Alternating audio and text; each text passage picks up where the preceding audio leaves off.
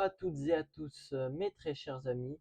On se retrouve aujourd'hui pour une nouvelle vidéo, le débrief de l'étape numéro 7 du Tour de France, remporté par Monsieur Jasper Philipsen. Tout d'abord, je voulais vous remercier en ce moment pour, euh, pour les 400 vues presque sur la vidéo d'hier. Et par contre, j'ai remarqué une petite chose dans mes stats. Seulement 0,7% des gens qui regardent mes vidéos sont abonnés. Alors si vous tombez sur cette vidéo, n'hésitez pas à vous abonner, liker, commenter et partager la vidéo. Ça ferait extrêmement plaisir. Je vous remercie énormément pour ça. Ça serait important pour le développement de la chaîne. Atteindre vite les 200 abonnés. Bref, aujourd'hui on se retrouve pour le débrief de l'étape numéro 7. Alors il y a un peu moins de choses à dire que sur l'étape d'hier exceptionnelle avec le duel Pogacar-Vingegaard. Mais il y a quand même des choses à dire. L'étape a été un petit peu animée, notamment vers sa fin. Donc, échappée classique. Alors de base, il y a 4 coureurs qui étaient partis. Il y avait un Arkea plus Mathieu Burgodeau, Simon Guglielmi plus Mathieu Burgodeau, un Uno X et puis un autre coureur encore.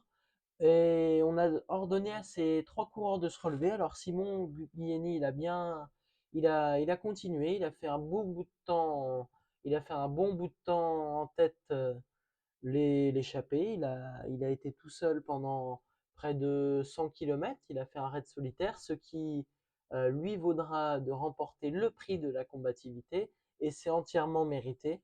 Ça serait dommage, hein, vraiment. Heureusement qu'il était là. On le remercie Simon parce que sans lui, bah, il n'y aurait pas eu de spectacle. On serait ennuyé. Et puis voilà, hein, c'est important de le dire, mais c'est quand même une sacrée vitrine de se mettre dans l'échappée. C'est pas évident et c'est l'occasion de se mettre en valeur. Et là, les coureurs avaient l'occasion de se mettre en valeur et Simon, il en a profité.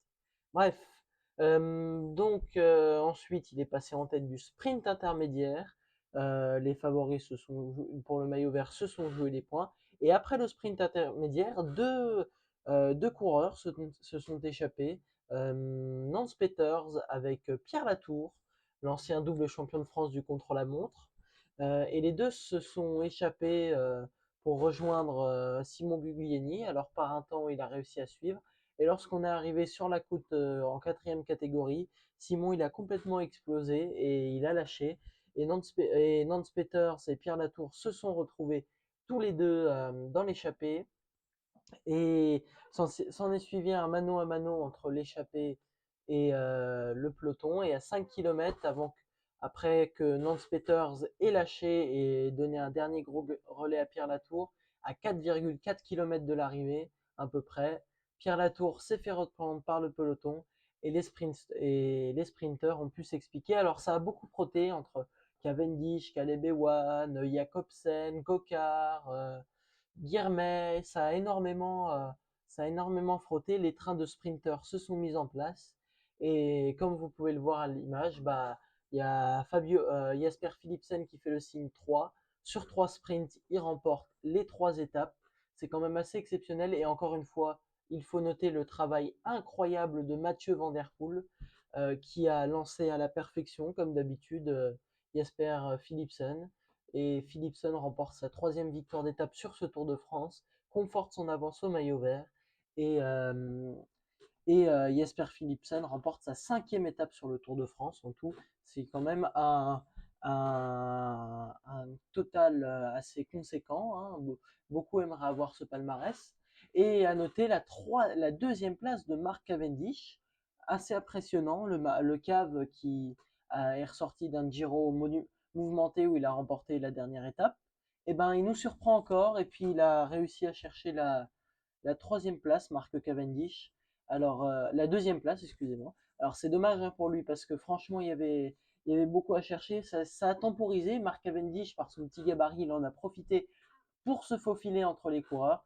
Mais malheureusement, c'était trop tôt pour lui. Et Jasper Philipsen a lancé son sprint.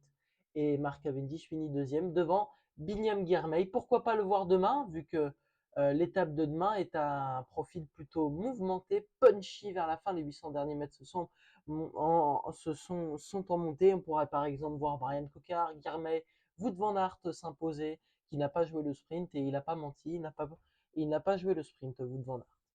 Voilà pour cette étape. Je vous remercie à tous d'avoir suivi la vidéo. Comme je vous l'ai dit, n'hésitez pas à liker, commenter, partager. C'est très important. À noter que Vingegaard garde le maillot jaune, Philipsen le vert, Paules le maillot à pois, Pogacar le blanc. Rien ne change et le prix de la combativité pour monsieur Simon Buglieni.